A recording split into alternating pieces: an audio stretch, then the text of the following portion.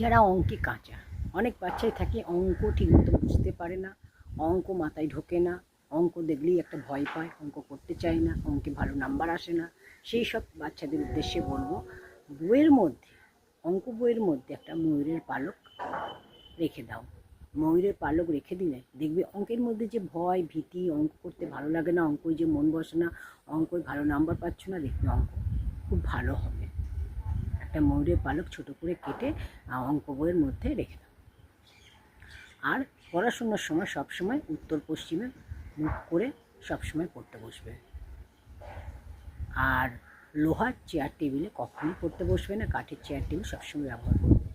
বিছানায় বসে পড়বে না, ঘরের মাঝখানে বসে পড়াশুনো করবে না, ঘরের একটা কোণে বসে পড়াশুনো করো, দেখবে পড়াশুনো খুব ভালো হবে।